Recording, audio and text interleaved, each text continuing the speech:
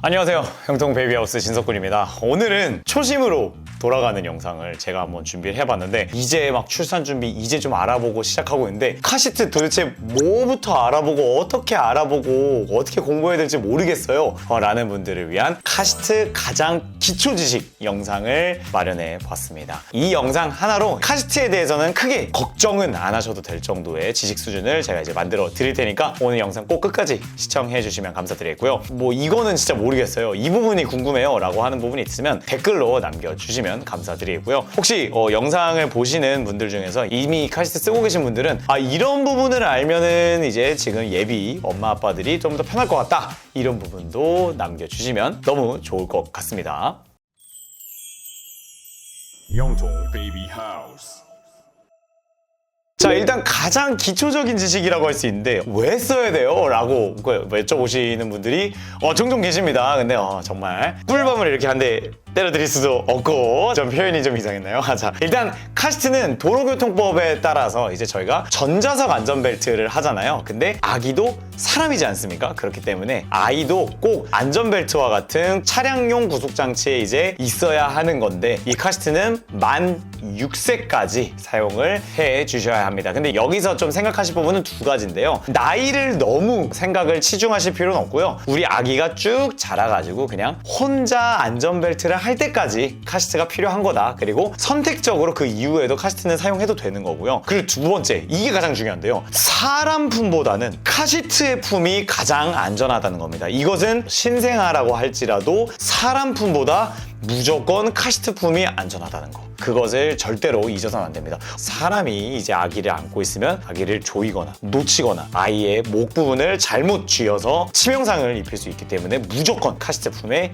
있어야 한다라고 말씀드리겠습니다. 자, 그리고 두 번째, 진석군 카시트를 막 알아보는데 아이소픽스? 이게 뭐예요? 저희 차에 설치가 될까요? 이 질문 굉장히 많이 받는데, 아이소픽스라고 하는 것은 이제 자동차에 어린이 영유아용 카시트를 설치하기 위해서 규격으로 정리되어 있는 카시트 설치 방법을 총괄적으로 아이소픽스라고 부르는데요. 쉽게 설명을 하면은 카시트에 이렇게 악어입처럼 생긴 프레임이 들어가게 되고, 자동차 시트 안에는 그 악어입이 물 수 있는 프레임, 뼈대가 들어가 있습니다. 저희는 이거를 이제 앵커라고 전문 용어로 부르고 있어요. 그래서 이거를 물리는 방식으로 설치를 하고 있고요. 예전에는 카시트마다, 자동차마다 시트 모양, 안전벨트 길이 이런 게 다 달랐고, 카시트들도 그냥 자기 멋대로 이렇게 생겼었단 말이에요. 그러다 보니까 설치하는 방법이 다 다르다 보니까 오장착하는 케이스들이 너무 많이 생겼는데, 이거를 규격화해서 이제 웬만한 카시트들은 다 아이소픽스 방식으로 이제 카시트를 제작을 하고 있고, 자동차 회사들도 이제 그 아이소픽스를 뒷좌석에는 무조건 의무적으로 두고 있습니다. 또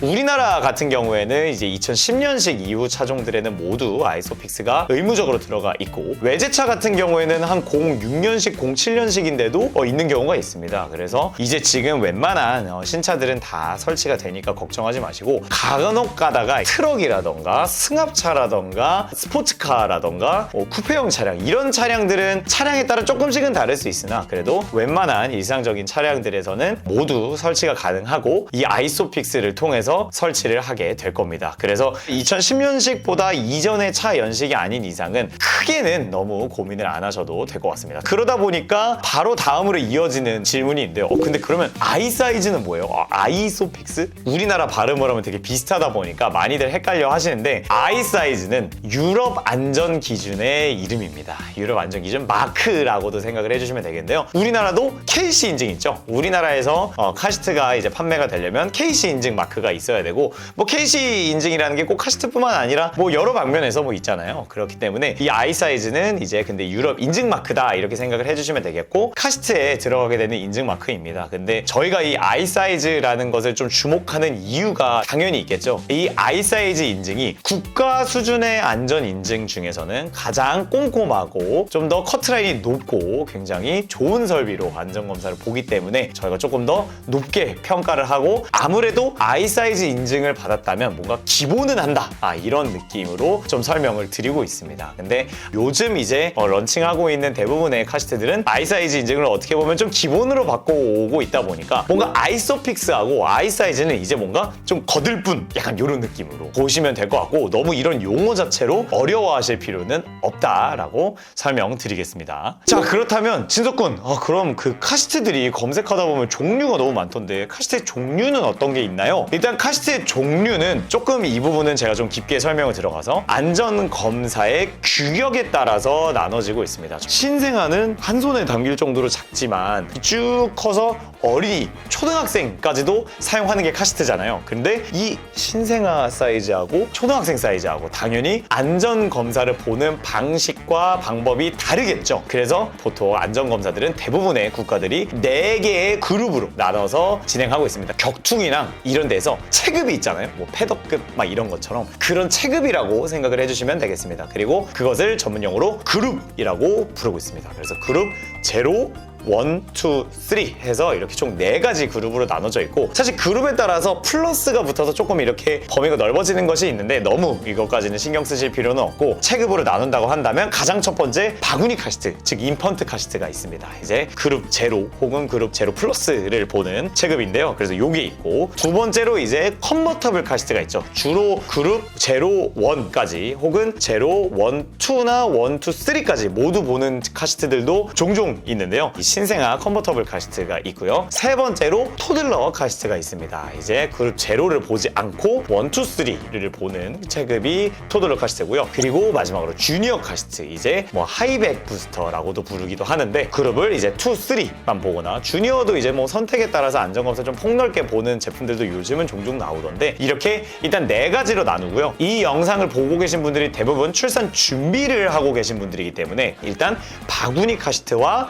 신생아 컨버터블 카시트만 신경을 써주시면 될 것 같습니다. 그리고 이제 뭐 저희가 신생아 컨버터블 카시트를 회전형 카시트라고 부르기도 하죠. 자, 여기에서 이제 또 하나 좀 파생돼서 오는 질문인데요. 진석군, 근데 카시트 앞보기 뒤보기가 무슨 뜻이죠? 이렇게 질문 주시는 분들이 있는데, 이제 카시트는 정방향으로 설치할 수도 있고 차가 달리는 진행 방향의 반대 방향을 보게도 설치할 수 있는 카시트들이 있습니다. 여기서 가장 중요한 것이 바로 뒤보기인데요. 신생아 같은 경우에는 이제 정말 목과 몸을 잘 가누지 못하죠. 근데 사고 시에 대부분의 자동차 사고는 관성에 의해서 앞으로 튕겨 나가게 됩니다. 근데 아기들이 저희가 흔히 아는 안전벨트에 이제 구속이 되어 있으면 사고 시에 머리가 제일 무겁기 때문에 목이 앞으로 급격하게 꺾이게 됩니다. 저희가 그래서 이제 뭐 운전을 하다가 갑자기 급정거 끽 하게 되면은 앞으로 이렇게 숙였다가 쾅 받고 이거 뒷목이야 하고 뒷목 잡는 거잖아요. 그래서 이제 저희가 이제 나가지고 하고 뒷목 잡고 이제 일어나는 게 교통사고가 나오면 그런 장면이 나오는데, 그런 충격도 시속 30km가 안 되는 속도에서도 급정거를 하게 되면 아기의 머리는 크게 충격을 받게 되고 치명상일 수 있습니다. 그래서 이제 아이를 뒤보기로 놓게 되면 아이가 급정거를 하더라도 이 머리 뒤통수부터 시작해서 목, 등,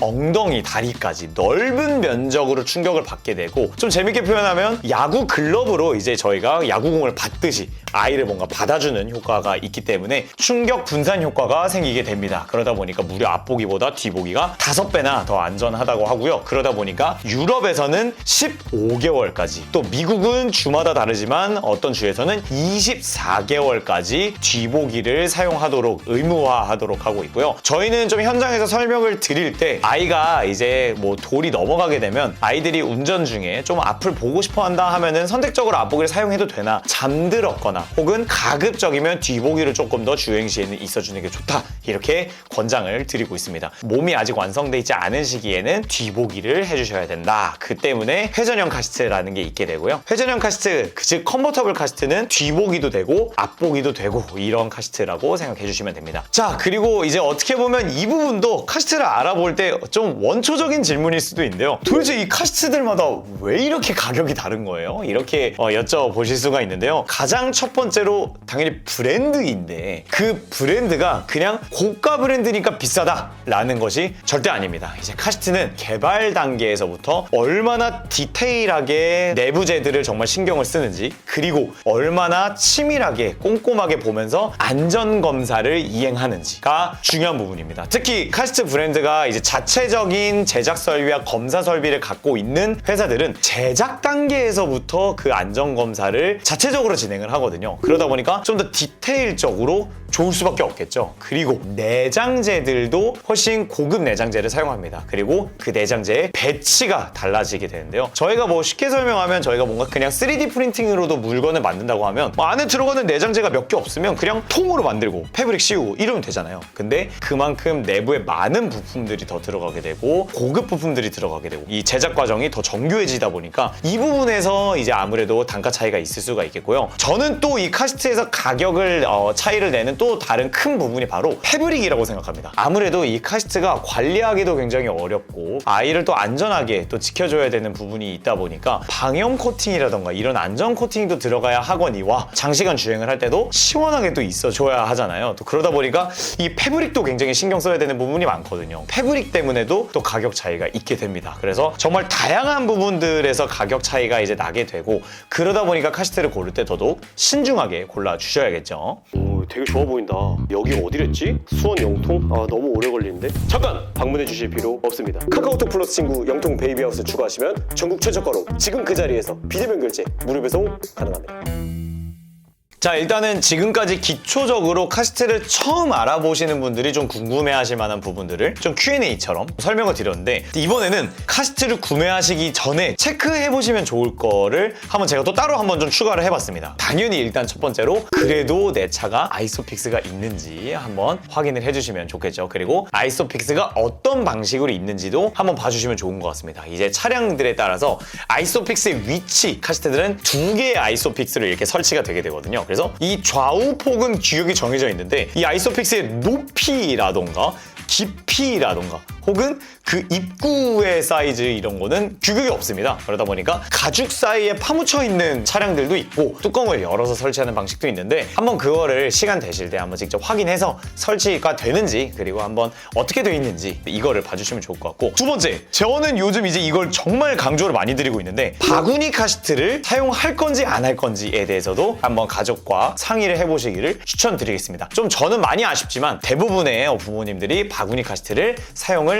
안 하십니다. 이게 가격적으로 생각하면 좀 부담이 될 수도 있기 때문에 이제 뭐 많이들 사용을 안 하시고 있지만 우리나라를 제외하고 웬만한 선진국들은 모두 바구니 카시트를 사용하고요. 바구니 카시트에 대해서 굉장한 오해가 있는 게 이게 카시트로서만 바라보게 되면 신생아 때는 외출을 잘 안 하다 보니까 가성비가 떨어지게끔 느낄 수가 있는데요. 바구니 카시트는 이동식 침대 요람이라고 생각해 주시면 됩니다. 그러다 보니까 갓난 아이 때도 혹시 친정 부모님 집에 간다던가 간단하게 이동을 한다던가 할 때도 이 바구니 카시트에 담은 상태로 돌아다니면 아이가 깨지 않고 정말 편안하게 다닐 수가 있고 유모차와 호환을 하게 되면은 아기 엄마 혼자서도 유모차와 아기까지 동시에 케어할 수가 있기 때문에 더욱 편리하고 활용도가 굉장히 넓어지거든요. 그리고 또 많은 분들이 갖고 계시는 오해가 바구니 카시트 안 안전한 거 아니에요? 제가 봤을 때는 짱짱한 이런 컨버터블 카시트에 태우는 게 더 안전한 것 같은데요? 라고 오해가 있는데 전혀 결코 그렇지 않습니다. 여기서 저 진석군 좀 소신 발언을 하자면 바구니 카시트가 더 안전한 카시트다. 신생아에게는 가장 좋은 카시트다라고 강조를 드리겠고요. 카시트는 이 안전검사 점수 같은 거를 당연히 카테고리별로 구분을 해서 비교를 해야 되는 게 맞습니다만 만약에 저희가 엑셀로 해가지고 안전검사 점수를 쭈르륵 가면 최상위 안전검사 점수를 받은 제품들은 대부분 바구니 카시트입니다. 그 이유는 카시트는 그 시기에 맞는 카시트를 딱딱 올바르게 사용해 주시는 게 가장 안전한 거고 바구니 카시트는 신생아만을 위한 카시트이기 때문에 그만큼 사용기간은 짧은 대신 안전한 겁니다. 그리고 요즘 최근에 카시트의 각도에 관련해서 정말 저희 쪽으로도 문의가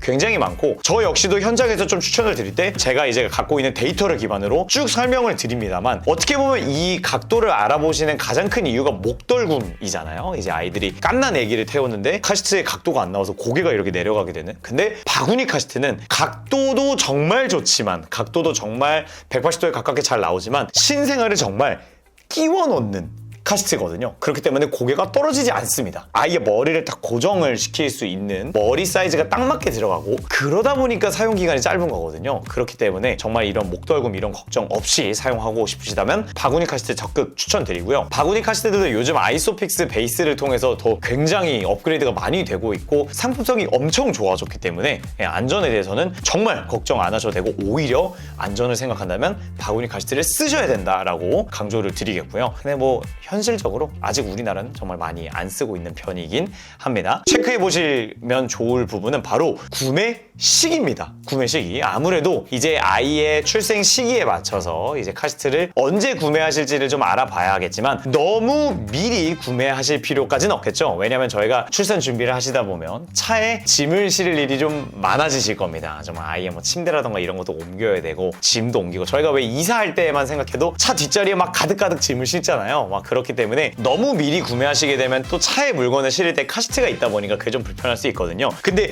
이 구매 시기는 제가 좀 설명드리고 싶은 부분은 뭐냐면 프로모션 시기입니다. 이제 브랜드 제품들에 따라서 프로모션을 진행하는 시기들이 좀 다른데요. 연말로 갈수록 이 프로모션이 보통은 좋아졌거든요. 그리고 이제 이 연식 교체를 하거나 신제품에 따라서 이게 달라지다 보니까 보통은 그랬는데 요즘 프리미엄 메이커 같은 경우는 연말에는 재고가 없는 경우가 있습니다. 그래서 좀 너무 또 임박해서 구매를 좀 하시게 되면 제품이 재고가 없고 혹은 가격 변동성이 있을 수가 있기 때문에 혹시 알아보실 제품들이 품절이 잦진 않은지 이런 것도 좀 미리미리 보면서 이 구매 시기를 조절하시면 좋을 것 같습니다. 그리고 마지막으로 당연히 예산이겠죠. 이 영상에서 그냥 제가 시원하게 그냥 출산 준비를 하시는 분들한테 조언을 드리자면 저희가 보통 신생아 컨버터블 카시트 같은 경우가 가격대가 이제 한 40만 원부터 100만 원 초반대까지 이 스펙트럼을 보여주고요. 이 가격의 차이는 아까 설명드린 것처럼 브랜드의 차이일 수도 있고 패브릭의 차이일 수도 있고 또 디테일에 따라서 가격 차이가 있을 수 있겠죠. 그래서 어느 정도 출산 준비를 하실 때 이 안에서 미리 예산을 잡아두시면 좋을 것 같고요. 저는 정말 현실적으로 카시트에서는 너무 무리해서 예산을 늘릴 필요는 없다고 설명을 드립니다. 일단